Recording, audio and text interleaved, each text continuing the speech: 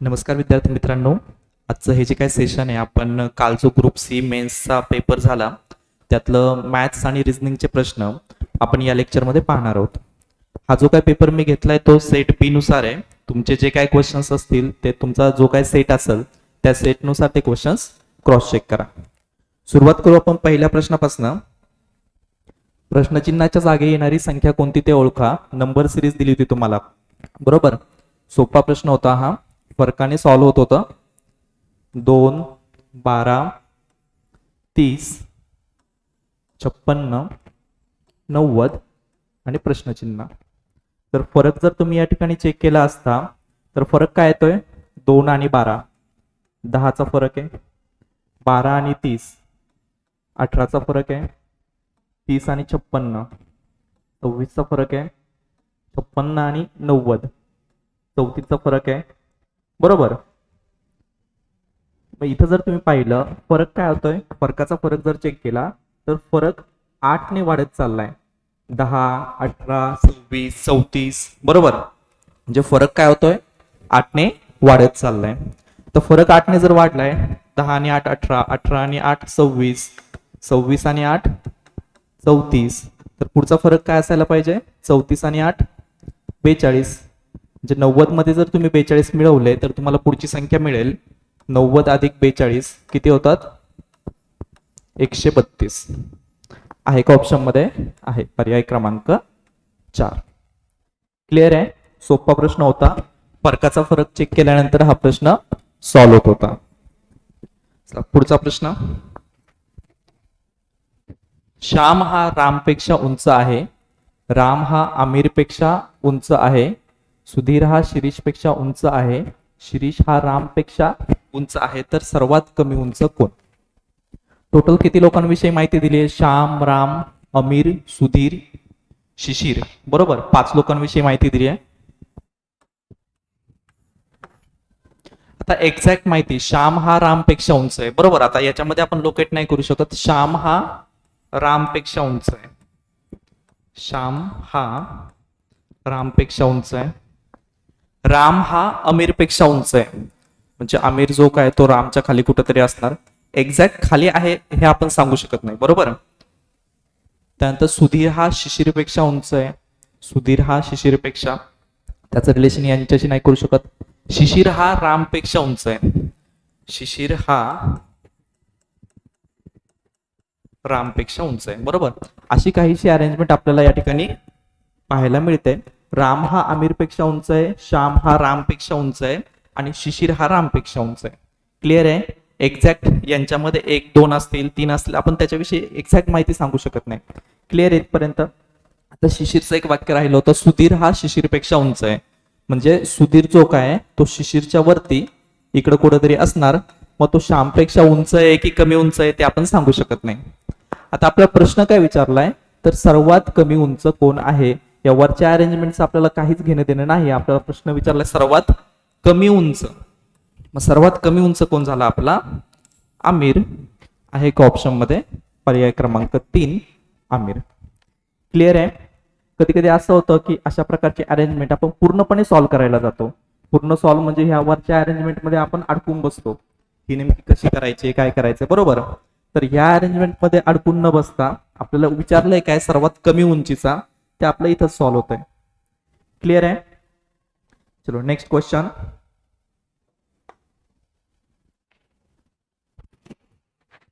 आता हा प्रश्न जर तुम्ही पाहिला असता तर सगळ्यात पहिलं ऑब्झर्वेशन तुम्हाला काय व्हायला पाहिजे? सगळ्यात पहिली गोष्ट आपल्या डोक्यात काय यायला पाहिजे, तर ती म्हणजे 196 वर्गसंख्या आहे, 69 वर्गसंख्या आहे, 256 वर्गसंख्या आहे, बरोबर. म्हणजे वर्गाचं काहीतरी लॉजिक इथं असलं पाहिजे, बेसिक कॉमन सेन्स. मग आता वर्गसंख्या आहे तर हा कितीचा वर्ग आहे?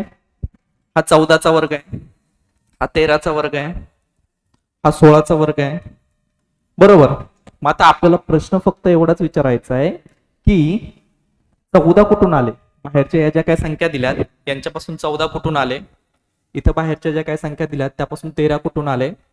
इथं ज्या काय बाहेरच्या संख्या दिल्यात त्यापासून 16 कुठून आले? बरोबर. एवढाच प्रश्न आपल्याला त्या गणिताला विचारायचा आहे. पहा मग आता इथे 14 कुठून आले? इथं जर तुम्ही बाहेरच्या समोरच्या संख्यांची सगळ्यांची बेरीज जर केली तर 2 अधिक 5 अधिक 3 अधिक 4, 2 आणि 5 8, 8 आणि 3 सॉरी 2 आणि 5 7, 7 आणि 3 10, 10 आणि 4 14, 14चा वर्ग 196. दुसऱ्या डायग्राम मध्ये हे लॉजिक फिट बसते का चेक करा. 1 अधिक 4 अधिक 5 अधिक 3 किती होतं? 1 आणि 4 5, 5 आणि 5 10, 10 आणि 3 13, 13चा वर्ग 169. आपलं लॉजिक फिट बसलंय. काय लॉजिक भेटलं आपल्याला? बाहेरच्या संख्यांच्या बेरजेचा वर्ग हा वर्तुळाच्या आतमध्ये दिलाय. क्लिअर आहे? मग सेम इथं क्रॉस चेक करून पहा. 5 आणि 5 10, 10 आणि 3 13 आणि 3 16, 16चा वर्ग 256 आपल्याला वर्तुळामध्ये दिलाय. मग सेम लॉजिक शेवटच्या डायग्राम मध्ये लावा. 6 आणि 5 11, 11 आणि 3 14, 14 आणि 7 21, 21चा वर्ग किती येईल? 21चा वर्ग 441, पर्याय क्रमांक 4. क्लिअर आहे? प्रश्न सोपा होता, पण ज्यावेळेस आपल्याला 1 तासामध्ये 60 प्रश्न सोडवायचे असतात त्यावेळेस विचार कसा करायचा हे थोडंसं लक्षात घ्या. आपल्या लक्षात काय यायला पाहिजे होतं? 196, 169, 256 या सगळ्या संख्या काय आहेत? पूर्ण वर्ग संख्या आहेत. म्हणजे या प्रश्नामध्ये काय असलं पाहिजे? वर्ग, बरोबर, किंवा स्क्वेअरचं काहीतरी लॉजिक असलं पाहिजे. क्लिअर आहे? चलो पुढचा प्रश्न. एक विशिष्ट रक्कम ए, बी आणि सी मध्ये अनुक्रमे 2, 3, 4 या प्रमाणात वितरित करायची होती, परंतु ती चुकीने अनुक्रमे 7, 2, 5 या प्रमाणात वितरित केली गेली. याचा परिणाम म्हणून बी ला 30,000 रुपये कमी मिळाले तर ती रक्कम किती होती? ठीक आहे, दोन प्रकारचे डिस्ट्रीब्युशन दिले जातात इथं. एकाला आपण म्हणू खरं, एकाला म्हणू आपण चुकीचं. ठीक आहे, आता डिस्ट्रीब्युशन कसं करायचं होतं किंवा वितरण कसं करायचं होतं? 2, 3, 4 ए, बी आणि सी कुठल्या प्रमाणात रक्कम भेटायला पाहिजे होती? 2, 3, 4, बरोबर आहे. आता चुकून ती किती वाटली गेली? ए, बी, सी चुकून ती किती वाटली गेली? 7, 2, 5. क्लिअर इथपर्यंत? आता समजा आपण ती रक्कम एक्स मानली, तर पहिल्या केसनुसार बीचा वाटा किती होणार आहे? बीच्या वाट्याला किती आहेत? 3 भाग. टोटल किती आहेत? 2 आणि 3 5, 5 आणि 4 9, 9 पैकी 3 भाग. म्हणजे बीचा वाटा किती आहे? बीचा वाटा 9 पैकी 3 भाग म्हणजे 3/9. याला आपण संक्षिप्त रूप देऊ शकतो. काय होईल? 1/3. क्लिअर आहे? आता ही काय झाली? ऍक्च्युअल वाटायची अमाऊंट होती. म्हणजे एक्स पैकी बी ला एक्सच्या 1/3 म्हणजे 1/3 एवढी रक्कम त्याला मिळायला पाहिजे होती. आता काय झालं? आपण चुकीचं वाटलं गेलं. चुकीचं वाटलं गेल्यामुळे काय झालं? ए, बी, सी 7, 2, 5 बीला किती भाग आले? चुकीच्या वाटणीमुळं बीला किती भाग आले? बीचा वाटा 2 भाग. किती पैकी? 7 आणि 2 9, 9 आणि 5 14, 14 पैकी 2 संक्षिप्त रूप द्या. किती आलं? 1/7. चुकीच्या पद्धतीने वाटले जरी गेले असले तरी रक्कम काय आपली तेवढीच आहे, एक्स, बरोबर. मग आता एक्स पैकी एक्सच्या 1/7 म्हणजेच x/7 एवढा वाटा कुणाला मिळाला? एवढा वाटा बीला मिळाला. क्लिअर आहे?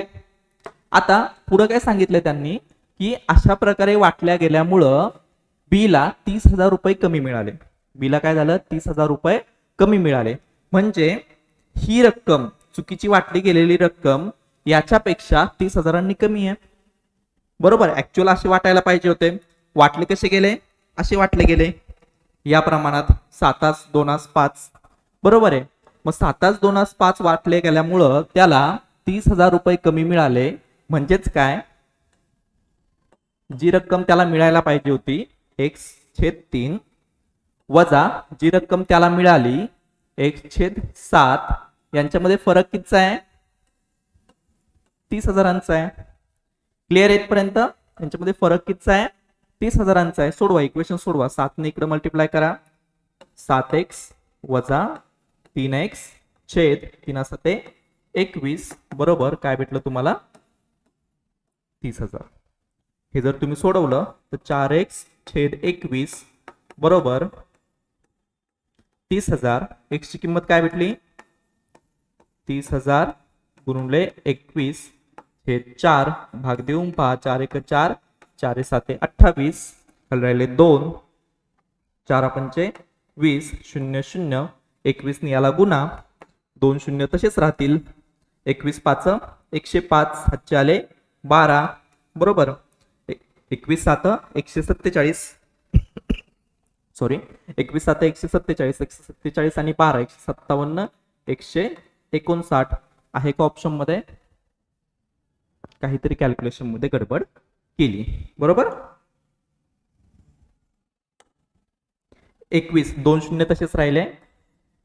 21 5 105, हातचे 12 नाही, हातचे येणार 10 बरोबर आहे. 21 5 105, 21 7 147, 147 आणि 10 57, 157 किती आलं उत्तर आपलं? 1,57,500 आहे का ऑप्शन मध्ये? पहिलाच ऑप्शन आहे पर्याय क्रमांक 1. क्लिअर आहे.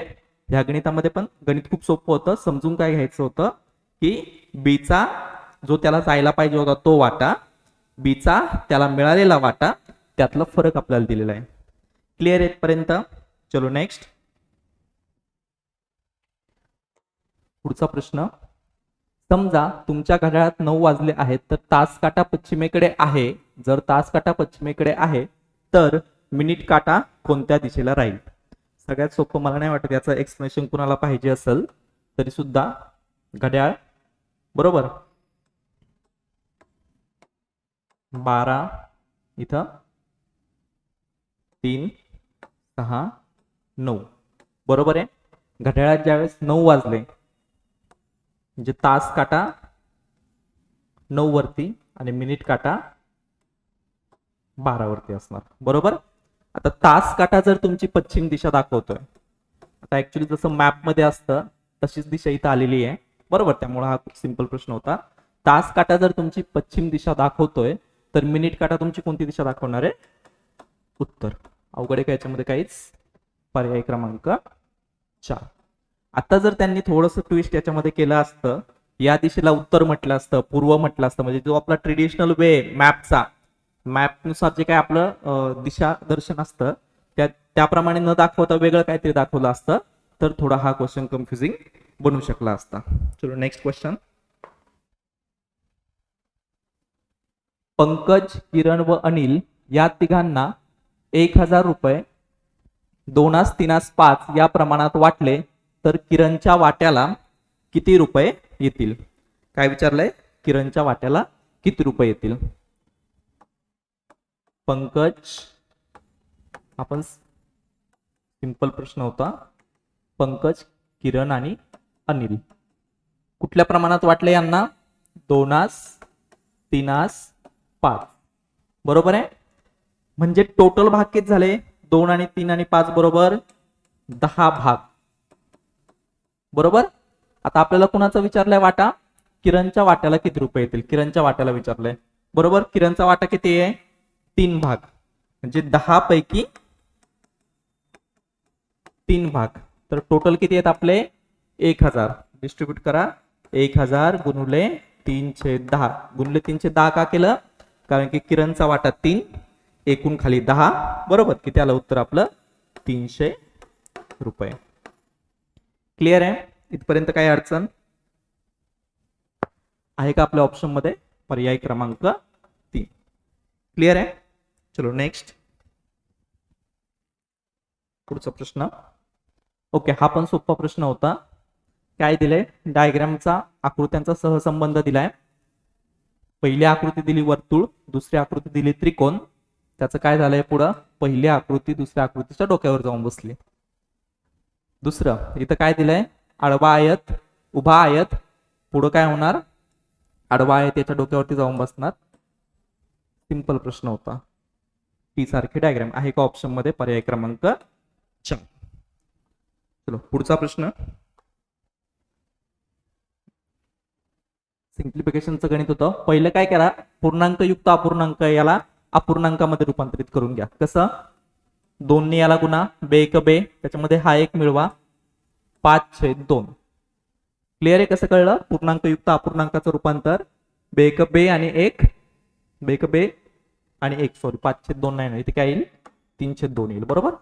बेक बे 2 आणि 1 3 3/2 भागिले भागिले 3×5 15 15 आणि 3 18. क्लिअर इथपर्यंत? आता अपूर्णांकाचा भागाकार करताना काय करायचं? त्याचं प्रथमतः गुणाकारात रूपांतर करून घ्या. गुणाकारात रूपांतर करताना काय करायचं? दुसरी जी काही टर्म आहे त्याचा गुणाकार व्यस्त घ्यायचा. गुणाकार व्यस्त म्हणजे काय? 18/5 काय होणार? 5/18. क्लिअर आहे? सो हे काय होईल? 3/2 गुणुले 5/18. सोडवा, सिम्प्लिफाय करायची गरज नाही कारण आपलं उत्तर त्याच फॉर्मॅटमध्ये दिलंय. 3 गुणिले 5 15, 2 गुणिले 18 18 दुने 36, 15/36 पर्याय क्रमांक 2. ठीक आहे? सोपा होता हा पण प्रश्न. पुढचा प्रश्न पाहू आपण. ओके, पुढचा प्रश्न पाहूया आपण. हा थोडासा संदिग्ध प्रश्न आहे. आयोग मे बी पुढच्या आन्सर की मध्ये किंवा फायनल तुम्ही जर क्लेम जर केलं तर हा क्वेश्चन ती कॅन्सल करू शकतं. आता इथं ऑलरेडी अल्फाबेट आपल्याला लागणार म्हणून अल्फाबेट लिहून ठेवलेत मी. ठीक आहे, नंबरिंग द्या. डी चा नंबर किती आहे? 4. ठीक आहे, डी चा नंबर किती आहे? 4. बी चा नंबर किती आहे? 2. एन चा नंबर किती आहे? 14. एम चा नंबर किती आहे? 13. एच चा नंबर किती आहे? चेक करा एकदा, 8. एस चा नंबर किती आहे? 19. बरोबर आहे. आता जर आपल्याला लॉजिक लावायचं झालं, ह्या दोघांचा उभा संबंध लावा किंवा आडवा संबंध लावा, दोन्ही संबंधामध्ये उत्तर सेमच यायला पाहिजे. डी पासून बी कसं आलं तरी तर -2 झालं. बरोबर.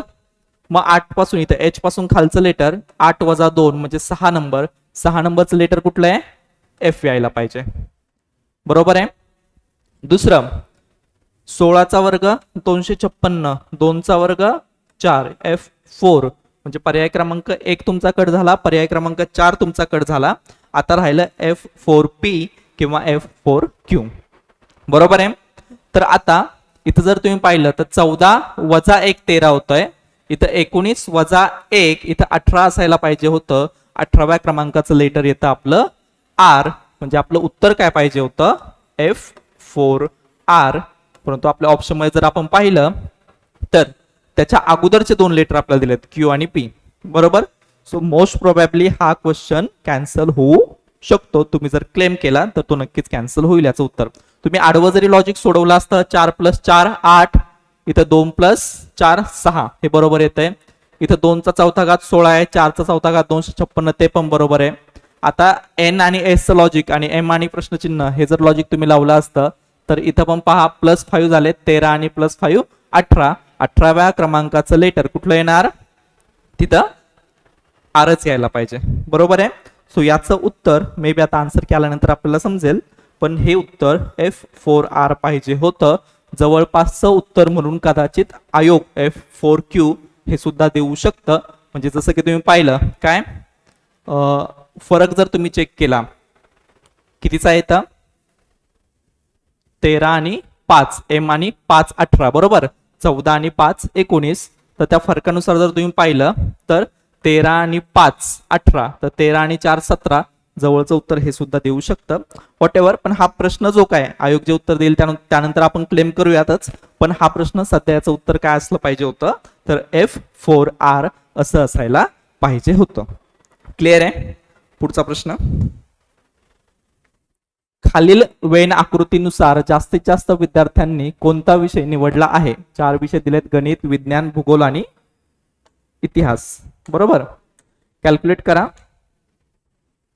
गणित, गणितात किती? गणित म्हणजे फक्त ह्या एवढ्या सर्कलमध्ये येणारे सगळे किती येतात पहा बरं.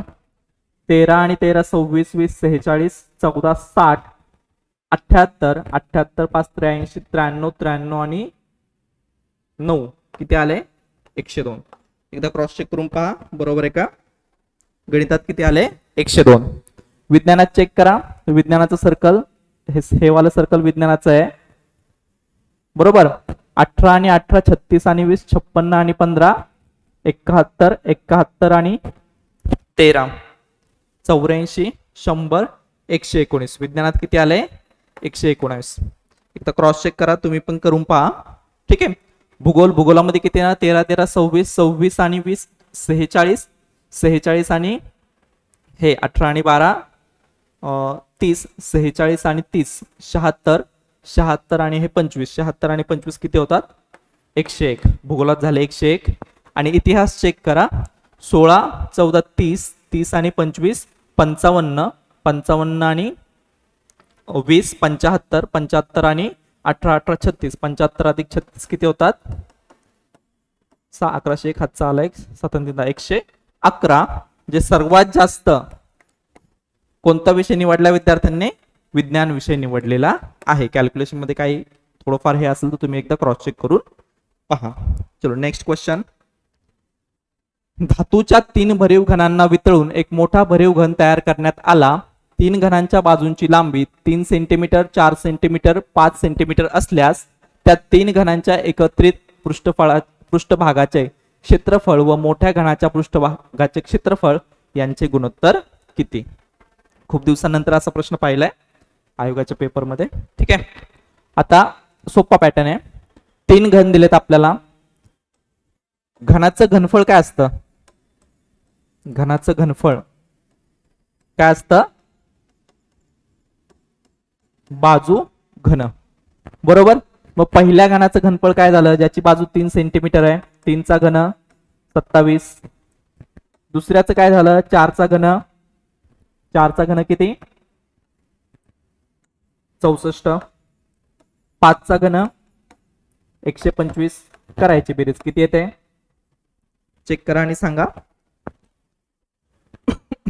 7 आणि 4 11, 11 आणि 5 1606. हातचा आला 1, 2 1 3, 3 आणि 6 9, 9 2 1100. हातचा आला 1. बेरीज येते 216. बरोबर. आता जो काय आपण नवीन मोठा घन तयार करणार आहे त्याचं घनफळ किती आहे? 216. मग त्याचं घनफळ जर 216 असेल तर घनफळ म्हणजे काय असतं? घनफळ बरोबर बाजूचा घन. 216 बरोबर त्याची बाजू आपण a मानली, a क्यूब. बरोबर. दोन्ही साईडचं घनमूळ काढून घ्या. a ची किंमत काय भेटली तुम्हाला? कशाचा घन आहे a? कशाचा क्यूब आहे? 6चा. बरोबर. म्हणजे नवीन जो काय तुम्हाला घन भेटलाय त्याची बाजू किती भेटली? 6 सेंटीमीटर. क्लिअर इथपर्यंत? म्हणजे तुमच्याकडे काय आहेत आता? जुने घन 3 4 5 सेंटीमीटर बाजू असणार आहे आणि त्याच्यापासून एकत्रित करून मिळालेला एक घन त्याची बाजू किती आहे तुमची? 6 सेंटीमीटर. इथपर्यंत क्लिअर आहे? इथपर्यंत काही डाऊट नाही? ओके. नेक्स्ट आता प्रश्न काय विचारलाय आपल्याला? 3 घनांच्या एकत्रित पृष्ठफळाचे क्षेत्रफळ. 3 घनांच्या एकत्रित पृष्ठभागाचे क्षेत्रफळ. आता घनाचं क्षेत्रफळ काय असतं? बाजू वर्ग. बरोबर. आणि घनाला बाजू किती असतात? 6. एका बाजूचं क्षेत्रफळ काय झालं? बाजू वर्ग a वर्ग आणि 6 बाजूंचं काय होणार? 6a square. बरोबर. मग पूर्वीच्या 3 4 आणि 5 याचं पृष्ठफळ काढा. पृष्ठभागाचं क्षेत्रफळ 6 गुणिले 3 चा वर्ग अधिक 6 गुणिले 4 चा वर्ग अधिक 6 गुणिले 5 चा वर्ग. क्लिअर इथपर्यंत? इथपर्यंत काय अडचण? आता हे झालं जुन्या घनांचं. नवीन घन त्यांच्यापासून जो काय आपण नवीन घन बनवलाय तो किती सेंटीमीटरचा आहे? त्याची बाजू किती आहे? 6 सेंटीमीटर. बरोबर. मग आता काय करणार आपण? गुणिले 6 गुणिले 6 चा वर्ग. आता या तिघांमधून 6 6 कॉमन जर काढला तर 3 चा वर्ग 9, 4 चा वर्ग 16, 5 चा वर्ग 25 छेद 6 गुणिले इथं 6 चा वर्ग 36. 6 6 कॅन्सल होऊन गेले. 9 आणि 16 25, 25 आणि 25 50, 50 छेद 36. याला संक्षिप्त रूप द्या. 2 ने भाग जाईल. वरती आलं 25, खाली राहिलं 18. किती आलं उत्तर आपलं? 25 18 आहे का ऑप्शन मध्ये? 25 18 पर्याय क्रमांक 3. क्लिअर आहे? इथपर्यंत काय अडचण? चलो पुढचा प्रश्न पाहू. एक ट्रेन पूर्ण प्रवासी घेऊन निघते. पहिल्या स्थानकावरती 1/3 प्रवासी उतरवते आणि 280 अधिक घेते. दुसऱ्या स्थानकावर नवीन एकूण पैकी अर्धे प्रवासी उतरवते व 12 अधिक घेते. तिसऱ्या स्थानकावर पोहोचल्यावर 248 प्रवासी त्यात असल्याचे माहित होते. तर सुरुवातीची प्रवासी संख्या किती? आता मी याचं इक्वेशन बनवून देतो. इक्वेशन तुम्ही सॉल्व्ह करा. सुरुवातीला प्रवासी मानले आपण x. बरोबर आहे. सुरुवातीला प्रवासी मानले x, तर पहिल्या स्थानकावर 1/3 प्रवासी उतरवते. 1/3 प्रवासी उतरवले, बरोबर. म्हणजे राहिले किती बरं? 2/3 राहिले. त्याच्यामध्ये किती ऍड झाले? 280 ऍड झाले, बरोबर आहे. दुसऱ्या स्थानकावर नवीन एकूणपैकी अर्धे प्रवासी उतरवते. म्हणजे याच्या अर्धे प्रवासी उतरवले, राहिले किती? अर्धे राहिले, बरोबर आहे. त्याच्यानंतर 12 प्रवासी अधिक घेते आणि हे म्हणजे टोटल किती आहे तुमचे? 248. क्लिअर आहे इक्वेशन कसं बनवलं? पहिल्या स्थानकावर 1/3 प्रवासी उतरवते. 1/3 प्रवासी उतरवते म्हणजे राहिले किती? 2/3. कशाच्या? एक्सच्या. एक्स काय मानलंय? सुरुवातीची प्रवासी संख्या, बरोबर आहे इथपर्यंत. आता 1/3 उतरल्यानंतर 2/3 राहिले, त्याच्यामध्ये 280 अधिक मिळवले, अधिक प्रवासी चढले, ठीक आहे. आता पुढच्या दुसऱ्या स्थानकावर गेल्यावर काय होत आहे? एकूण पैकी अर्धे प्रवासी उतरवते. अर्धे प्रवासी उतरवले म्हणजे राहिले किती? अर्धे राहिले, बरोबर आहे. म्हणजे गुणुले 1/2 अधिक त्याच्यामध्ये आणखी किती प्रवासी घेतले? 12 प्रवासी घेतले. तिसऱ्या स्थानकावर पोहोचल्यावर 248 प्रवासी असल्याचे माहित होते. म्हणजे हे सगळं म्हणजे किती आहे? 248. सोडवू शकता? सोडवा.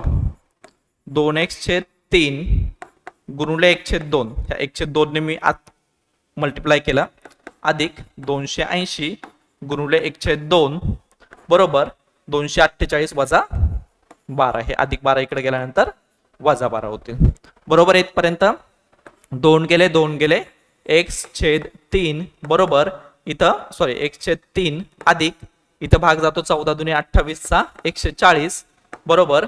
इकडे वजा किती येते सांगा? 248 मधून 12 गेले 236. सोडवा. x/3 अधिक 140 तिकडे गेल्यानंतर काय झालं? वजा झाले, सॉरी x/3 बरोबर 236 वजा 140 म्हणजेच x/3 म्हणजे काय भेटलं आपल्याला? किती येतं सांगा? 136 मधून 236 मधून 140 गेले, किती राहिलं? 96, बरोबर आहे.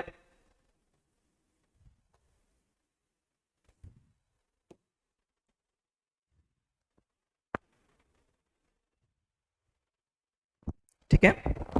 मग आता x ची किंमत काय आली? 96 गुणुले 3, 6 18, हातचा आला 1, 9 27 आणि 1 28, 288 ऑप्शन मध्ये आहे का? पर्याय क्रमांक 2. आता हा झाला आपला ट्रेडिशनल वे, जसं आपण पुस्तकात पाहतो, सगळीकडे सोडवतो. एक्सप्लेनेशन असंच असतं, सगळ्या व्हिडिओमध्ये पण असंच भेटणार. ऍक्च्युअल पेपर मध्ये एवढा वेळ असतो का? नसतो. थोडंसं हवेत करायचं. हवेत कसं करणार? Reverse engineering. रिव्हर्स इंजिनिअरिंग काय सांगते? तिसऱ्या स्थानकापासून रिटर्न जा. 248 प्रवासी होते तिसऱ्या स्थानकावरती, बरोबर. पण हे 248 प्रवासी कधी झालेत? की दुसऱ्या स्थानकावर अर्धे प्रवासी उतरून 12 अधिक घेतल्याच्या नंतर. आपण रिव्हर्स मॅनर मध्ये जाऊ, उलट जाऊ. 12 घेतल्यावरती एवढे झाले का? आपण 12 वजा करून टाकू, राहिले किती? 236. क्लिअर इथपर्यंत. आता दुसऱ्या स्थानकावरती अर्धे प्रवासी उतरल्यानंतर 236 झाले. अर्धे म्हणजे 236 आहेत, म्हणजे ते प्रवासी उतरण्याच्या अगोदर याच्या दुप्पट असणार. किती झाले? 472. क्लिअर इथपर्यंत. इथपर्यंत काय अडचण येते? आता 472 हे जे प्रवासी आहेत हे कधी आलेत? 280 प्रवासी चढल्यानंतर. ते 280 वजा करून टाका, 280 वजा करा, बरोबर ना. काय करतोय कळलं? 248. 248 कधी झाले? 12 अधिक चढल्यानंतर. मग मी 12 कट करून टाकले. 236, पण 236 कधीचे आहेत? एकूण पैकी अर्धे प्रवासी उतरल्यानंतर, म्हणून मी त्याचे दुप्पट केलं 472. पण 472 कधी आहेत? 280 अधिक चढल्यानंतर. मग मी ते 280 पण कट करून टाकले. क्लिअर आहे? किती ते सांगा? 2तून 0 गेला 2, इथं 47 मधून 28, 17तून 8 गेले 9, 192. क्लिअर इथपर्यंत. आता 192 पण कधी आहेत? 1/3 प्रवासी उतरवल्यानंतर. 182 म्हणजे कधी? 192 म्हणजे कधी आहेत? 1/3 प्रवासी उतरल्यानंतर. म्हणजे 2/3 म्हणजे 192 आहेत. तर पूर्ण 3 म्हणजे किती? 2 भाग म्हणजे 192 आहेत. तर 3 भाग म्हणजे किती हे जर तुम्ही सोडवलं तर पुन्हा उत्तर येईल 96 गुणिले 3 बरोबर 288.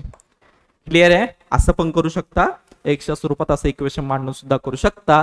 याला थोडीशी प्रॅक्टिसची गरज लागणार आहे. क्लिअर आहे. चलो पुढचा प्रश्न.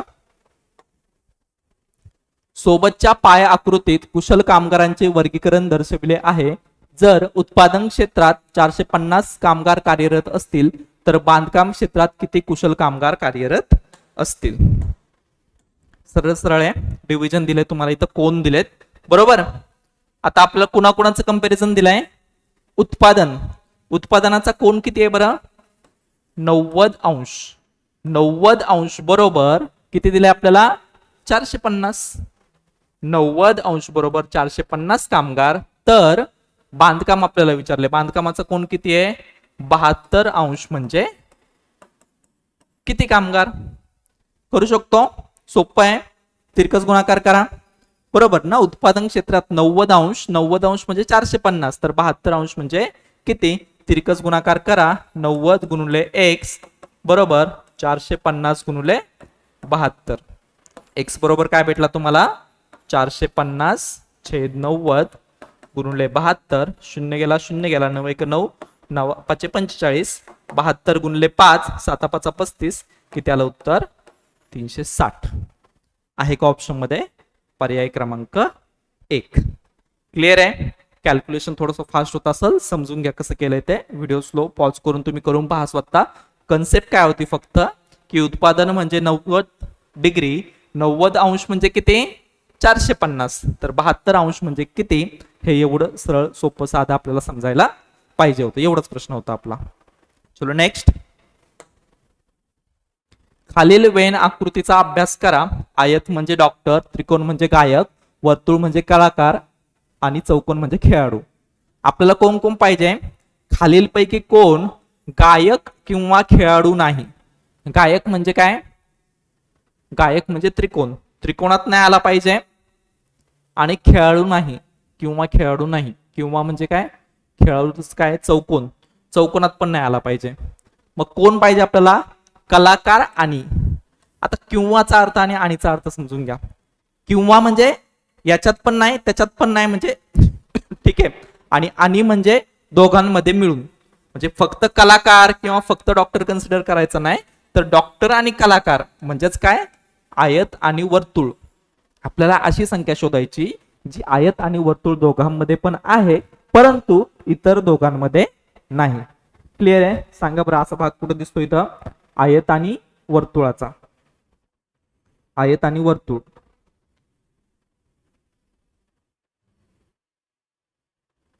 आयत आणि वर्तुळाचा भाग तो इतर कोणाकडेही नाही बरोबर ना. आयत आणि हेच करायचं ना आपला चौकोन.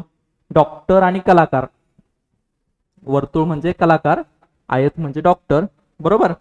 मग आयत आणि वर्तुळामध्ये असणारा भाग या ठिकाणचा भाग आहे जो की फक्त आयत आणि वर्तुळ आहे. त्रिकोणाकडे सुद्धा नाही आणि चौकोनाकडेही नाही. किती आहे 12. याचं उत्तर काय यायला पाहिजे पर्याय क्रमांक 4 12. क्लिअर येतपर्यंत काही अडचण. चलो पुढचा प्रश्न. खालीलपैकी कोणत्या संख्येला 8 9 10 11 या प्रत्येक संख्येने पूर्ण भाग जातो. ठीक आहे 8 9 10 11 चा स्वीकारा. 8 9 10 11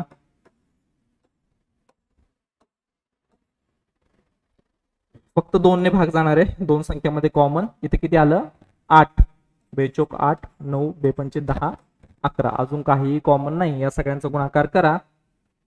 बेचोक 8 8 पंचे 40 40 गुणुले 11 9 99 किती येतं सांगा. 9 चोक 36 6 8 4 3 9 चोक 36 आणि 3 39 39 60. आता याच्या पटीतली संख्या सांगा. डायरेक्ट तुम्हाला उत्तर दिसतंय का समोर दिसत नाही. याच्या पटीत असलेली संख्या सांगा. याच्या पटीत असलेली जी संख्या असेल तिला 8 9 10 11 ने पूर्ण भाग जाणार. चेक करा.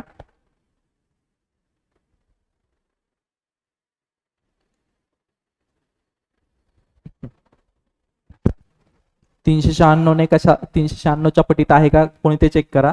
हा शून्य गेला शून्य सगळ्यांचे गेले. ठीक आहे. आता 6 यायला 6 भाग जायला पाहिजे बरोबर. म्हणजे इथं एकक स्थानी 6 यायला याला 6 गुणायला पाहिजे. 6 6 36 हातच्याले 3.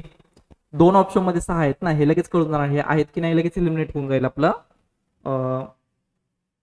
6 6 36 हातच्याले 3. 6 9 54 आणि 3 57 हातच्याले 5. 6 3 18 5 23. नाही याच्या जवळपास पण नाहीये. मग 16 ने मल्टिप्लाय करून पाहू आपण. 16 16 96 हातच्याले 6 सॉरी 16 96 हातच्याले 9. 16 9 144 144 आणि 9 153 हातच्याले 15. 16 3 48 48 आणि 15 63 63 36 या दोघांपेक्षा पण मोठी होते संख्या बरोबर. जे 6च्या पटीत पण नाही. 6 किंवा 16 नेच का बरं गुणाकार केला मी. साक्षात्कार तर नाही होणार ना पेपरमध्ये की 6च घ्यायचा 16च घ्यायचा का. इथे एकक स्थानी 6 आहे ना, इथे एकक स्थानी 6 आहे, इथे एकक स्थानी 6 आहे, माझ्या पण एकक स्थानी 6 आहे आणि 6 6 36 होणार आहे बरोबर. त्यामुळं मी 16 ने केलं. ते म्हटलं सर 6 1 6 पण होतं बरोबर. करून पहा. 11 ने करा. 396 गुणुले 11. 11 66 हातच्याले 6. 11 9 99 आणि 6. 105 हातच्याले 105 5 हातच्याले 10. 11 3 33 आणि 10 43. कुठलंच उत्तर याच्या जवळपास येत नाही म्हणजे हे दोन ऑप्शन काय झाले कट झाले.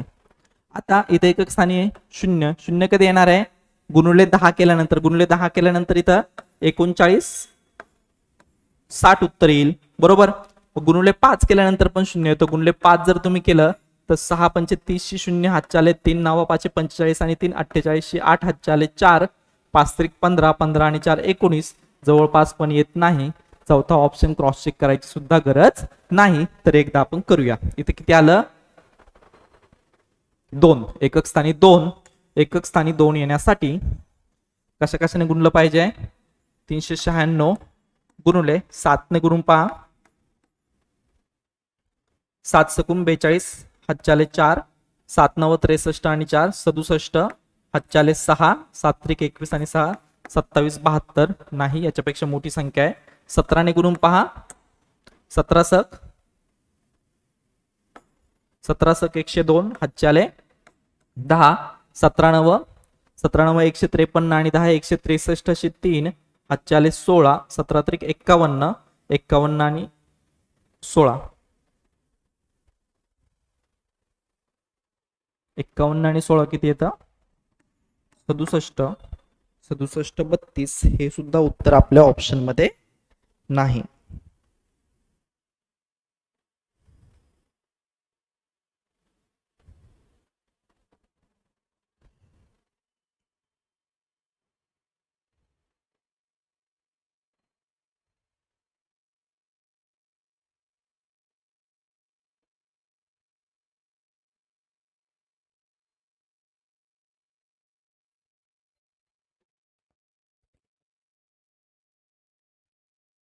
अजून कुठला संख्येने भाग जातोय का. इथं 2 यायला याला आपण 12 ने सुद्धा गुणू शकतो बरोबर.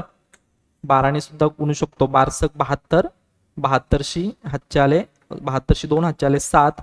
12 9 108 आणि 7. 12 9 108 108 आणि 7. 115 5 हातच्याले 11. 12 3 36 36 आणि 11 47. हे उत्तर बरोबर आलं. पर्याय क्रमांक 4. ऍक्च्युअली ते क्रॉस चेक करायची पण गरज नव्हती. फक्त लॉजिक काय सांगायचं होतं. लसावी म्हणजे ह्या सगळ्यांनी भाग जाणारी संख्या आणि इकडचं जे काय उत्तर आहे ते उत्तर त्याच्या पटीत असलं पाहिजे. क्लिअर आहे. हे दोन ऑप्शन तर आपण बाय ऑब्झर्वेशन थोडासा प्रॅक्टिसचा भाग आहे इलिमिनेट करू शकलो असतो आणि या दोघांसाठी आपल्याला हे एवढं सगळं कॅल्क्युलेशन करावं लागणार होतं. क्लिअर आहे. चलो नेक्स्ट. एम ची किंमत 2 असल्यास -4m चा -4था घात. ठीक आहे डायरेक्ट एम ची किंमत 2 टाका. -4 गुणिले 2 चा -4था घात भागिले 8 गुणिले 2 चा हॅलो -3रा घात. क्लिअर आहे. एम ची किंमत फक्त 2 टाकली आहे. काय तर ते पहा. आता इथं मायनस घात आहे म्हणजे हे काय होणार बरं. 4 दुने हे -8. -8 चा -4था घात हे भागिलेचं जर आपण समजा गुणुलेमध्ये केलं तर हे काय होणार 1/8 गुणले 2^3 मायनस 3 गुणाकार केलं म्हणून फक्त हे 1 गेलं. बरोबर आहे इथपर्यंत. आता हे मायनस मायनसचं प्लस करून घ्या किंवा थोडंसं समजण्यासाठी आणखीन सिम्प्लिफाय करून सांगतो. भागाकार तसाच राहू द्या, अगोदर फक्त घात पॉझिटिव्ह करून घ्या. हा -4 घात आहे हा, बरोबर. -4 -4चा +4 केल्यानंतर काय होणार -8चा 1/8 इथपर्यंत समजलंय. 1/8 -8 कुठून आलं -4 गुणले 2 -8 आणि +4 झालं म्हणून ते खाली गेलं. भागिले तसंच राहू द्या. इथं पण 1/8 गुणले 2^3.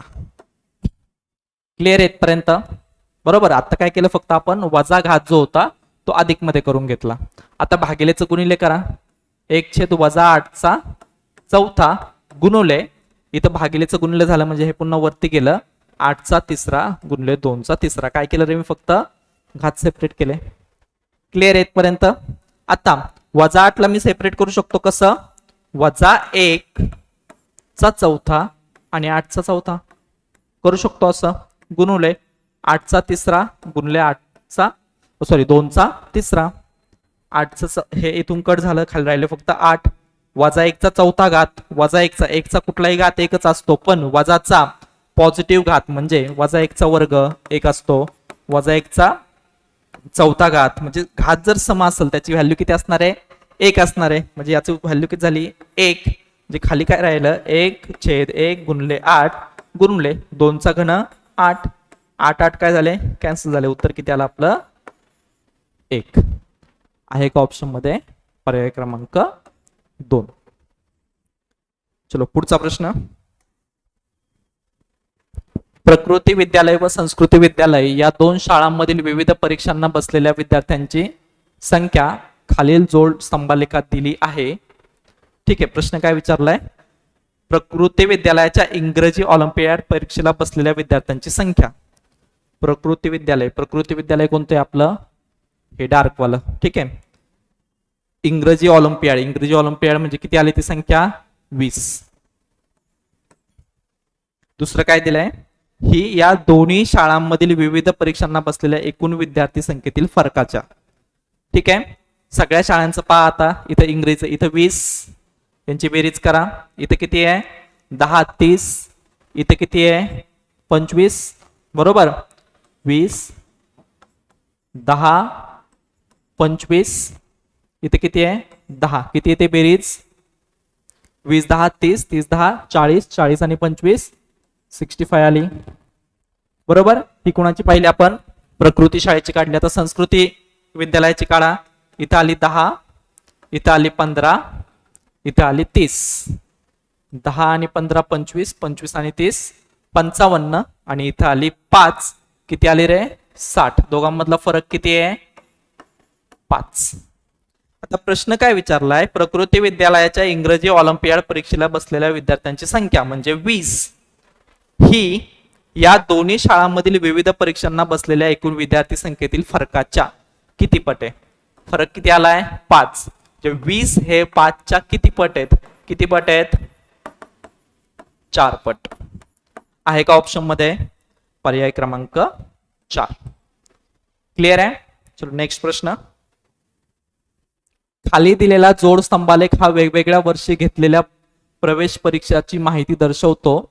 CAE 2000 ते CAE 2006 पर्यंत किती टक्के प्रश्न किती टक्क्यांनी कमी झाली आहे. ठीक आहे. प्रश्न संख्या दिली आहे इकडं. CAE 2000 म्हणजे इथं CAE 2006 म्हणजे इथं इथली व्हॅल्यू किती आहे 55 इथली व्हॅल्यू किती आहे 40 कितीने कमी झाली 55 वजा 40 ने कमी झाली म्हणजे 15 ने कमी झाली बरोबर. आता कोणापेक्षा कमी झाली म्हणजे पहिली जी ओरिजिनल होती तिच्यापेक्षा कमी झाली बरोबर. मग या केस मध्ये खाली काय घेणार आपण छेदामध्ये 55 पेक्षा कमी झाली आहे बरोबर. ज्याच्याशी तुलना करतो कमी झाली म्हणजे काय जी ओरिजिनल होती तिच्यापेक्षा कमी झाली. ओरिजिनल किती होती तुमची 55 पेक्षा ती कमी झाली म्हणून 55 कुठे घेणार आपण छेदात घेणार आणि याची टक्केवारी काढायची म्हणजे 15/55 गुणुले 100 किती येतं पहा 5 त्रिक 15 इथं 11×5 = 55 किती येतं याचं उत्तर. आता हे थोडेसे स्टँडर्ड फॉर्म आहेत, लक्षात पाहिजेत आपल्या. 100/11 किती असतो 9.09 बरोबर आहे. किंवा जसं 100/9 असतं ते काय असतं 11.11 असतं. हे थोडेसे शॉर्टकट आहेत, पाठ करून घ्या. आपण आपल्या पण चॅनलवरती याच्यावरती व्हिडिओ टाकलेला आहे, शेकडेवारीचा कम्प्लीट व्हिडिओ टाकले, 7 व्हिडिओजमध्ये शेकडेवारी कम्प्लीट केलेलं आहे. तिथं पण जाऊन तुम्ही ह्या कन्सेप्ट क्लिअर करू शकता. क्लिअर आहे. मग आता इथं काय येईल आपलं 100/11 म्हणजे 9.09 गुणुले अंशामधले 3 म्हणजे उत्तर किती आपलं 27.27 आहे का ऑप्शन मध्ये, पर्याय क्रमांक 2. क्लिअर आहे. चलो नेक्स्ट प्रश्न. एका संख्येला 5 ने भागले असता बाकी 3 उरते, जर त्याच संख्येच्या वर्गाला 5 ने भागले तर बाकी काय उरेल. ठीक आहे, बाकी किती उरते 3, आणि आता कुणाला भागायचं त्या संख्येच्या वर्गाला. 3 चा वर्ग करा किती आला 9, 9 ला 5 ने भागा, बाकी काय उरल 4, पर्याय क्रमांक 4. आता हे कसं केलं, याचे फॉर्म्युले काय, पाठ करत बसायचे का, तुम्ही ट्रायल अँड एररने पण करू शकता. कसं, एका संख्येला 5 ने भागले असता बाकी 3 उरते, संख्या माना 8, 8 ला जर तुम्ही 5 ने भागलं तर बाकी 3 उरते, बरोबर आहे. क्रॉस असं करून पहा ना, ऍक्च्युअल एक्झाम मध्ये कमी वेळ जर तुम्हाला सोडवायचे तर इथं 8 चा वर्ग करा 64, 64 ला 5 ने भाग द्या, बाकी किती उरणार 4 उरणार. क्लिअर आहे. असं करून सुद्धा हा प्रश्न एक्झाम मध्ये फास्टली आपण सोडवू शकतो. शेवटचे 3 प्रश्न बाकी आहेत. पुढचा प्रश्न. एका शेतकऱ्याने 20,000 रुपये कर्जाऊ घेतले, त्याने ही रक्कम व त्यावरील 2,800 रुपये हे एकूण व्याज 12 हप्त्यात परत करण्याचे कबूल केले. प्रत्येक हप्त्याची रक्कम अगोदरच्या हप्त्यापेक्षा 100 रुपये कमी आहे, तर पहिल्या हप्त्याची रक्कम किती. ठीक आहे. तर हा जो काय प्रश्न आहे हा अरिथमॅटिक प्रोग्रेशन किंवा काय म्हणतो आपण त्याला अंकगणिती श्रेणी, अंकगणिती श्रेणीमध्ये हा प्रश्न टाकू शकतो आपण. 20,000 रुपये कर्ज घेतलंय, व्याज किती दिलंय 2,800, जे टोटल आपल्याला 22,800 रुपये त्याला रिटर्न द्यायचे, बरोबर. आता प्रत्येक हप्ता 100 ने कमी होतो, म्हणजे ही काय झाली टोटल बेरीज झाली जी आपल्याला द्यायची SN, बरोबर, अंकगणित श्रेणी फॉर्म्युला. त्याच्यानंतर किती EMI आहेत N, 12 EMI मध्ये त्याला द्यायचे, 12 हप्त्यांमध्ये द्यायचे, बरोबर. यांची किंमत भेटली 12. त्याच्यानंतर अजून काय दिलंय D, कॉमन डिफरन्स. प्रत्येक पुढचा हप्ता मागच्या हप्त्यापेक्षा 100 ने कमी होतो, म्हणजे कॉमन डिफरन्स काय -100, बरोबर. जर समजा 1,000, 1,100, 1,200 असं जर असतं, ठीक आहे, तर हे काय होतं 100 ने वाढत चाललंय, कॉमन डिफरन्स काय आला असता +100 आला असता. पण आपल्या केसमध्ये काय होतंय EMI 100 ने कमी होत चाललाय, म्हणजे 900, 800, 700, बरोबर. मग इथं काय घेणार आपण कॉमन डिफरन्स -100. क्लिअर इथपर्यंत. कॉमन डिफरन्स भेटला -100. तर सांगा SN चा फॉर्म्युला काय असतो. SN is equal to N/2 in bracket 2A, आठवतोय सगळ्यांना, 2A plus N-1 into D. Clear आहे. हा फॉर्म्युला तुम्ही सोडू शकता. फॉर्म्युल्यामध्ये किमती टाका.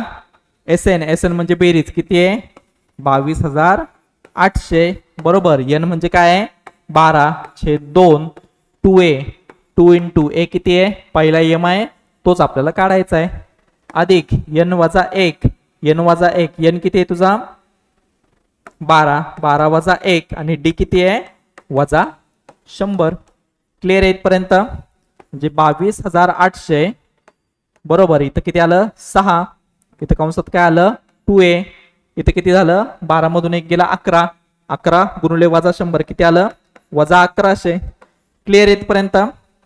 सोडवा, क्रॉस काय 6 ने आत गुणायचंय.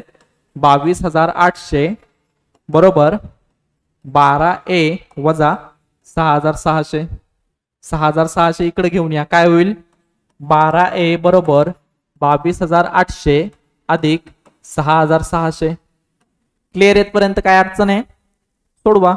12A बरोबर किती ते बेरीज सांगा, 2 शून्य तसेच 6 आणि 8 1404, हातचा आला 1, 2 आणि 1 3, 3 आणि 6 9,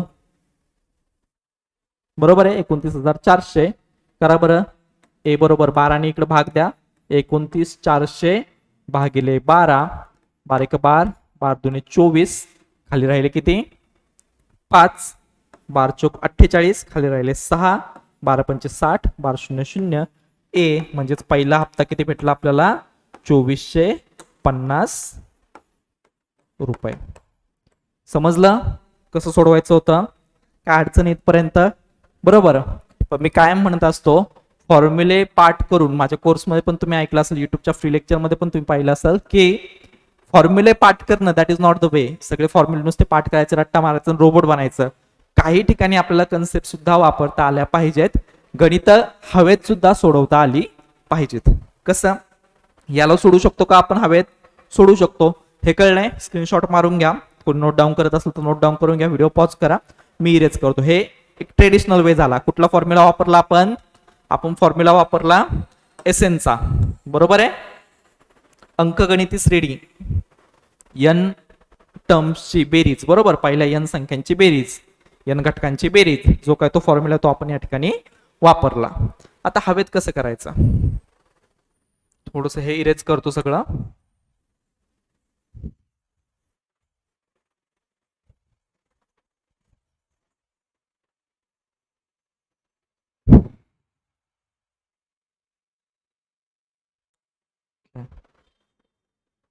ठीक आहे. आता शेतकऱ्याने रक्कम किती घेतलेली आहे 20,000, आणि त्याला अजून हे किती द्यायचे, व्याज 2800, बरोबर. टोटल ईएमआय किती आहेत 12, बरोबर. त्याला 22,800 रुपये रिटर्न करायचे आहेत 12 ईएमआय मध्ये. मी काढली सरासरी, आता ईएमआय ची अमाऊंट नाही, सरासरी काढली. सरासरी किती आली 12 1 12, बरोबर. इथं 12 1 12 कळले 10, 12 9 108 0 0, 1900 रुपये काय झाली, सगळ्या ईएमआय ची सरासरी झाली, बरोबर का नाही. मी काय केलंय 22,800 भागिले 12. जर ईएमआय समान असता, सरासरी म्हणजे काय समान असता, तर तो 1900 रुपये असता. क्लिअर आहे. जर ईएमआय समान असता तर तो काय असता 1900 रुपये असता. सो मी 1900 रुपये लिहिले, तर त्याची सरासरी काढली. आता माझ्याकडे ईएमआय किती आहेत बरं, टोटल 12. समजण्यासाठी लिहितोय बरं का, ह्या सगळ्या गोष्टी बॅक ऑफ द माइंड करायच्यात आपल्याला. समजण्यासाठी इथे लिहितोय पहिला ईएमआय, दुसरा ईएमआय, तिसरा ईएमआय, चौथा ईएमआय, पाचवा ईएमआय, सहावा ईएमआय, सातवा ईएमआय, आठवा ईएमआय, 9वा, 10वा, 11वा आणि 12वा. समजण्यासाठी लिहितोय, हे सगळं आपल्याला डोक्यात करायचंय. ठीक आहे. आता 1900 ही सरासरी आहे, बरोबर. म्हणजे ह्या दोघांचा मध्य, ह्या दोघांची सरासरी म्हणजे काय असणार आहे 1900 असणार आहे. क्लिअर आहे. दोघांचा मध्य, दोघांची सरासरी काय असणार आहे 1900 असणार आहे. आता दोघांची सरासरी जर 1900 आहे, ठीक आहे, आणि दोघांमधला फरक काय तुमचा 100चा आहे. प्रत्येक पुढचा ईएमआय हा मागच्या पेक्षा कितीने कमी आहे 100 कमी आहे. म्हणजे ह्या दोन व्हॅल्यू काय झाल्या बरं तुमच्या, हा ईएमआय झाला तुमचा 1950, हा ईएमआय झाला तुमचा 1850, त्यावेळेस त्याची सरासरी येईल 1900. हे सगळं आपल्याला हवेत करायचं, हे फक्त समजण्यासाठी असं मांडलंय. कळलं काय केलं, मी सगळ्यांची सरासरी काढली 22,800 भागिले 12, ती आली 1900 रुपये. आता नंतर मी काय केलं 1950, हे काय 6व्या आणि 7व्या ईएमआय ची सरासरी, मध्य. सरासरी म्हणजे काय मध्य, 12 ईएमआयचा मध्य. मध्य कुठं असणार आहे 6व्या आणि 7व्याच्या मध्ये. तो मध्ये 1900 आहे, म्हणजे मला 6वा ईएमआय भेटला 1950, 7वा ईएमआय भेटला 1850. मग ठीक आहे, मग तुम्हाला बाकी कुठले ईएमआय तुम्ही काढू शकता, 1 2 3 4, बरोबर ना, 2 3 4 5. म्हणजे पहिला ईएमआय 500 ने जास्त असणार, 1950 अधिक 500 म्हणजे पहिला ईएमआय भेटला 2450. जर तुम्हाला शेवटचा ईएमआय विचारला असता तर शेवटचा ईएमआय पण काढू शकले असते तुम्ही, वजा 1850 मधून वजा 500 केले असते. तुम्हाला 9वा ईएमआय विचारला असता, तुम्हाला 8वा ईएमआय विचारला असता, तुम्हाला तिसरा चौथा कोणताही ईएमआय विचारला असता, तुम्ही काढू शकले असते, बरोबर आहे. हे असं थोडंसं आउट ऑफ बॉक्स जाऊन थिंकिंग करून कुठल्याही फॉर्म्युलाचा कन्सेप्ट मध्ये किंवा फॉर्म्युलामध्ये अडकून न पडता, रोबोट न बनता आपण अशी सुद्धा गणित सोडवू शकतो. क्लिअर आहे. चलो नेक्स्ट प्रश्न, आय थिंक सेकंड लास्ट प्रश्न असेल हा. समजा ए, बी आणि सी एखादे काम अनुक्रमे 20, 30 आणि 60 दिवसात पूर्ण करतात. ए किती दिवसात 20 दिवसात, बी 30 दिवसात, सी 60 दिवसात. ठीक आहे, तिघांचा लसावी काढा. किती येतो लसावी? लसावी आला 60. बरोबर आहे. मग 20 त्रिक 60 हे त्यांचं झालं एका दिवसातलं काम. एचं एका दिवसातलं काम. 30 दुने 60 बीचं एका दिवसातलं काम. 60 एकच 60 सीचं एका दिवसातलं काम. हे एका दिवसात ए एका दिवसात 3 एवढं काम करतो, बी एका दिवसात 2 एवढं काम करतो, सी एका दिवसात 1 एवढं काम करतो. लसावी 60 काढलाय म्हणजे हे काय झालं तुमचं एकूण काम. एवढं काम आपल्याला करायचंय. क्लिअर इथपर्यंत? इथपर्यंत काय अडचण? ठीक आहे. आता काम कसं करतायत ते ए नेहमी काम करतो. नेहमी काम करतो म्हणजे तुम्ही इंग्लिश ट्रान्सलेशन जर या प्रश्नाचं वाचलं असतं, मी ते ऍड नाही केलंय तर तिथं कळलं तुम्हाला. ए रोज काम करतो आणि प्रत्येक तिसऱ्या दिवशी बी आणि सी त्याला मदत करतात. म्हणजे पहिला दिवस आला, पहिल्या दिवशी ए ने किती काम केलं? 3 काम केलं. दुसरा दिवस आला, दुसऱ्या दिवशी ए ने किती काम केलं? 3 काम केलं. तिसरा दिवस आला, तिसऱ्या दिवशी ए ने किती काम केलं? 3 काम केलं. पण तिसऱ्या दिवशी बी आणि सी दोघं पण त्याच्या मदतीला आले म्हणजे बीचं 2 आणि सीचं 1 असं टोटल काम किती झालं? 6 एवढं काम झालं. क्लिअर आहे इथपर्यंत? म्हणजे एकूण दिवस किती झाले? 3 आणि एकूण काम काय झालं? 3 दिवसांमध्ये एकूण काम किती झालं आपलं? हे 3, हे 3 आणि हे 6. 3 3 6 आणि 6 12. क्लिअर आहे? म्हणजे 3 दिवसात 12 एवढं काम जर झालं असेल, आपलं टोटल काम किती करायचंय? 60. 12 पंची 60 म्हणजे दिवस किती लागणार? 3 पंचे 15 दिवस लागणार. अवघड होतं का काही? फक्त कन्सेप्ट काय तर समजायचं काय होतं आपल्याला की पहिल्या दिवशी फक्त ए काम करतो, दुसऱ्या दिवशी फक्त बी काम करतो आणि तिसऱ्या दिवशी ए बी सी एकत्र काम करतात आणि ही सायकल काम संपेपर्यंत रिपीट होते. क्लिअर आहे? चलो शेवटचा प्रश्न आजच्या सेशन मधला. खालीलपैकी कोणती परिमेय संख्या आहे? ठीक आहे, अगोदर परिमेय संख्या म्हणजे काय आणि अपरिमेय संख्या म्हणजे काय ते समजून घेऊ. जी संख्या ए छेद बी च्या स्वरूपात मांडता येते आणि बी इज नॉट इक्वल टू 0 म्हणजे शून्येतर छेद अशा ए छेद बी च्या स्वरूपात ज्या संख्या मांडता येतात त्यांना काय म्हणतो आपण? परिमेय संख्या.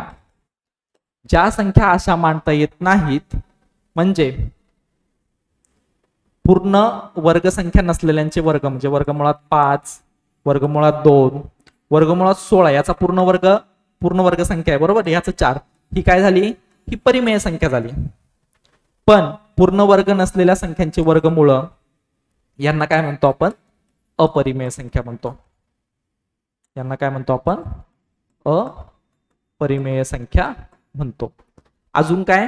ही परिमेय संख्यांमध्ये 1/3 आवर्ती अपूर्णांक 0.3333 यांना सुद्धा आपण परिमेय संख्या म्हणतो.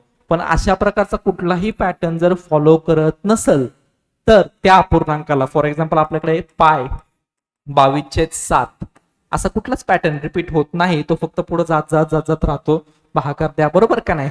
म्हणजे सांगायचं काय की तो आवर्ती अपूर्णांकात सुद्धा मांडता येत नाही. अशा या कॉन्स्टंटला सुद्धा, स्थिरांकाला सुद्धा काय म्हणतो आपण? अपरिमेय संख्या. आता इथे विचारलंय आपल्याला परिमेय संख्या, सरांनी सांगितलं पाय काय आहे? अपरिमेय, म्हणजे हा ऑप्शन कट झाला किंवा ही संख्या काय झाली? अपरिमेय झाली. क्लिअर आहे? तर बाकी सगळ्या संख्यांचा विचार करा. काय सांगितलं सरांनी? पूर्ण वर्ग संख्या, पूर्ण वर्ग संख्येचं वर्गमूळ असेल तर ती परिमेय, पण पूर्ण वर्ग संख्या नसलेल्या संख्या 5 काय पूर्ण वर्ग नाही म्हणजे ही पण काय झाली तुमची?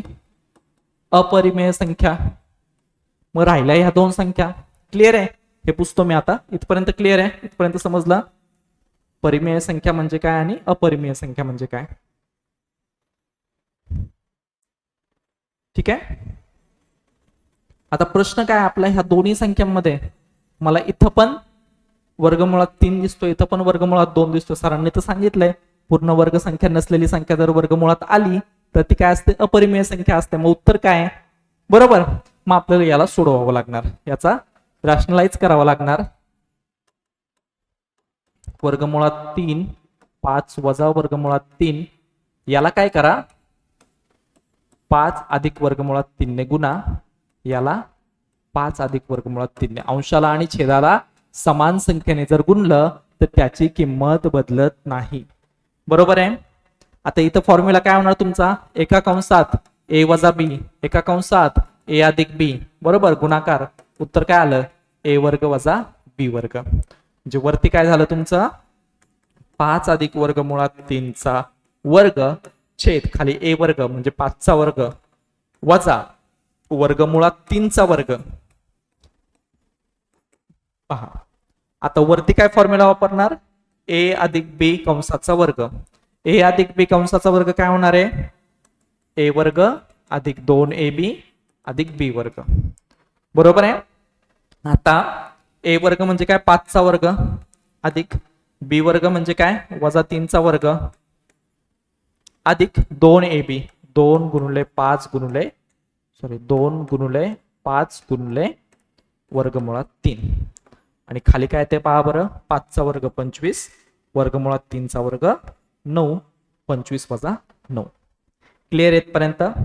वरती पहा काय होते, 5 चा वर्ग 25 अंशामध्ये अधिक वर्गमुळात 3 चा वर्ग, वर्ग आणि वर्गमूळ कॅन्सल झालं, राहिलं फक्त 3. इथं 9 नाही येणार बरं का, इथं पण वर्गमूळ आणि वर्ग कॅन्सल होऊन गेलं, राहिलं काय 3. क्लिअर आहे. अधिक 2 गुणिले 2 पंचे 10, 10 वर्गमुळात 3 छेद इथं 25 म्हणून 3 गेले, खाली आले 22. थोडस इकडे लिहितो आता, 25 आणि 3 28 अधिक 10 वर्गमुळात 3 छेद 22. आता हे पूर्ण जरी सोडवलं आपण तरी आपल्याला शेवटी काय भेटलं, शेवटच्या उत्तरामध्ये वर्गमुळात 3 तसाच राहिला, म्हणजे ही संख्या सुद्धा काय आहे, अपरिमेय संख्या आहे. ही संख्या सुद्धा काय आहे, अपरिमेय संख्या आहे. म्हणजे हा सुद्धा ऑप्शन नाही, परिमेय आपल्याला विचारली. पर्याय क्रमांक 3 चेक करायची गरज आहे का, नाही, तरी सुद्धा आपण चेक करू, कारण सरांनी तर सांगितलंय वर्गमुळात 2 म्हणजे काय असतं, वर्गमुळात 2, 2 ही काय पूर्ण वर्ग संख्या नाही आणि वर्गमुळात जर ती संख्या आली म्हणजे काय असणार आहे, अपरिमेय संख्या. पण सर बोलतायत की ही तर परिमेय संख्या आहे. कसं ते आपण पाहू. फॉर्म्युला वापरा, a अधिक b चा वर्ग, a अधिक b चा वर्ग काय असणार, a वर्ग अधिक 2ab अधिक b वर्ग, a वर्ग वर्गमुळात 2 चा वर्ग अधिक 2 गुणिले वर्गमुळात 2 गुणिले 1 छेद वर्गमुळात 2 अधिक b चा वर्ग 1 छेद वर्गमुळात 2 चा वर्ग. क्लिअर येतपर्यंत समजलंय, काय अडचण आहे. काय केलं, फक्त a अधिक b ब्रॅकेट स्क्वेअर हा फॉर्म्युला आपण या ठिकाणी वापरला. वर्गमूळ आणि वर्ग एकमेकांना कॅन्सल झाले, इथं राहिले 2 अधिक इथं 2 गुणिले हे रूट टू कॅन्सल झाले, राहिला फक्त 1 अधिक 1 छेद 2. म्हणजे आपलं उत्तर काय आलं, 2 आणि 2 4 अधिक 1 छेद 2 छेद समान करा, हे सोडवून घ्या. 4 दुने 8, 8 आणि 1 9, 9 छेद 2 a छेद b च्या स्वरूपात आपल्याला त्याला मांडता आलं आणि वर्गमुळात 2 कुठेही राहिलं नाही, कॅन्सल आउट होऊन गेलं. म्हणजे ही संख्या काय झाली, आपली परिमेय संख्या झाली. क्लिअर आहे. एक क्वेश्चन फक्त आपण जर सोडला तो आय थिंक सहसंबंधांचा काहीतरी होता. आपलं उत्तर काय येत होतं, F4R येत होतं आणि त्याचं आन्सर मध्ये इथं Q आणि P दिलेले होते. हा एक प्रश्न सोडला, हा थोडासा संदिग्ध प्रश्न आहे, तर बाकी सगळ्या प्रश्नांची उत्तर तुम्हाला समजली असतील. हा प्रश्न सुद्धा आपण जो सोडवलाय तीच योग्य मेथड आहे, आयोगाकडून रद्द केला जाऊ शकतो. तुम्ही जर हा अटेम्प्ट केला असेल तर आपण नक्कीच हा प्रश्नाला चुकीचा प्रश्न म्हणून क्लेम करू. ठीक आहे, बाकी सगळ्या प्रश्नांची उत्तर तुम्हाला समजली असतील. काही तुम्हाला डिफिकल्टी वाटली तर कमेंट बॉक्समध्ये तुम्ही कमेंट करू शकता. जर चॅनलला सबस्क्राईब केलं नसेल, चॅनलला सबस्क्राईब करा, लाईक करा, शेअर करा. आणि आपल्या चॅनलवरती अंकगणिताची पूर्ण एक सिरीज आपण टाकलेली आहे. अरिथमॅटिकचे जे काही बेसिक लेक्चर्स आहेत, बेसिक पासून ऍडव्हान्स पर्यंत सगळे लेक्चर्स त्या सिरीजमध्ये टाकलेले आहेत. त्या सिरीजमध्ये जाऊन या सगळ्या प्रश्नांची, कारण आता इथं आपण प्रत्येक प्रश्नाची कन्सेप्ट नाही पाहिली, बरोबर. सरासरीचा प्रश्न आला तर सरासरीची कन्सेप्ट नाही पाहिली आपण, फक्त तेवढा प्रश्न सॉल्व्ह केलाय आपण, बरोबर. शेकडेवारी आला, शेकडेवारीचा तेवढा प्रश्न सॉल्व्ह केलाय आपण. तर ती कन्सेप्ट पासून जर तुम्हाला शिकायचं असेल तर चॅनलवरती प्लेलिस्ट अवेलेबल आहे, संपूर्ण अंकगणित बाय स्वप्नील सर, ती तुम्ही पाहू शकता. तुम्हाला आवडली तर नक्कीच तुमच्या विद्यार्थी मित्रांसोबत सुद्धा शेअर करा. हे लेक्चर आपण स्टॉप करू. धन्यवाद.